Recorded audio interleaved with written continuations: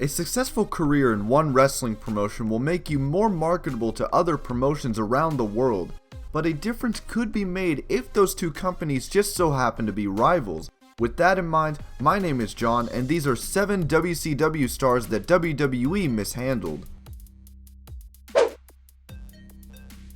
Now, let me first start off by saying that WWE mishandling Booker T doesn't include his entire career. Obviously, he has won a lot of gold in WWE alone, however, he was brought into the company to face off against The Rock, who made him look like garbage on the microphone in comparison, and eventually took his WCW title. This was WWE's opportunity to cement one of WCW's biggest stars in their company, but they decided to give a middle finger to Ted Turner and have The Rock lay the smack down on Booker T's career. It's hard to believe that Ultimo Dragon didn't do well in WWE. He had a great look, performed better than majority of the roster in between those ropes, and held 10 titles at once.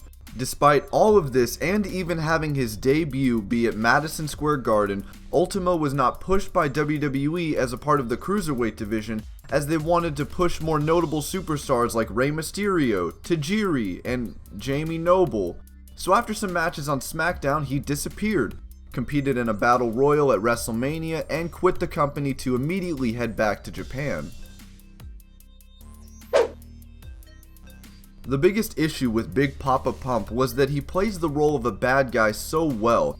With the amount of cussing and lyrical nonsense that would come out of his mouth, he felt like a dangerous person that could be set off by anything at any second.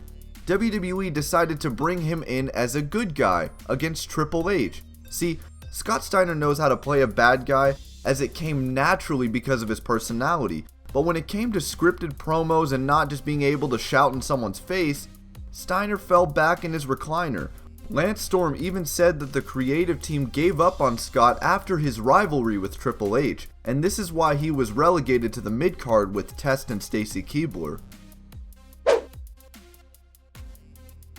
Just the fact that Diamond Dallas Page's debut was in a storyline where he was stalking someone else's wife is just plain creepy. But people just didn't understand why he would want to get with The Undertaker's wife specifically. Well, he simply did it to get his name out there and make a statement. Then he got beat up by The Undertaker for 3 months straight, got injured in his final match with Taker, and had to return later with a new gimmick as a pep talker before his injuries would pull his career back into the grave where he would rest in peace. There were actually rumored to be huge plans for Vader upon his arrival in the World Wrestling Federation. He was a huge star in promotions such as WCW and even New Japan, but he was never able to win a title of any kind, and this is because Shawn Michaels used his backstage power to ensure that he never had to drop the title to the big man, so he never had the opportunity to be seen as the monster that he was around the world. It seemed promising that WWE had big plans for Goldberg, seeing as though he debuted by spearing and eventually defeating The Rock.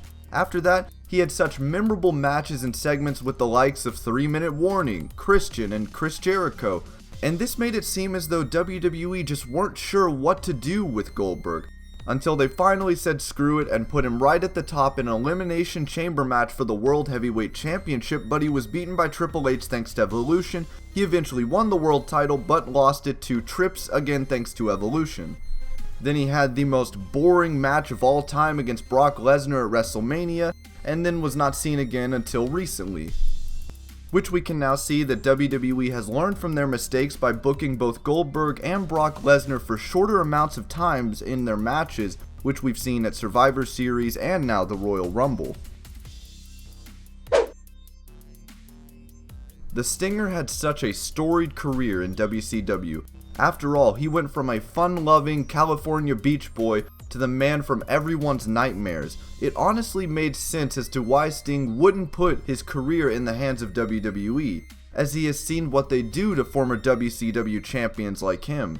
When he did go to WWE, he had a pretty slow but hard-hitting affair with Triple H at WrestleMania that saw the NWO and DX come out and get involved, which was cool, but it made absolutely no sense.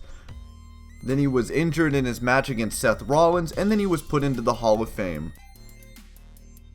And these are 7 WCW stars that WWE mishandled. I hope you're all having an amazing day. Thank you so much for watching Wrestling Hub, and I'll see you later with more wrestling videos.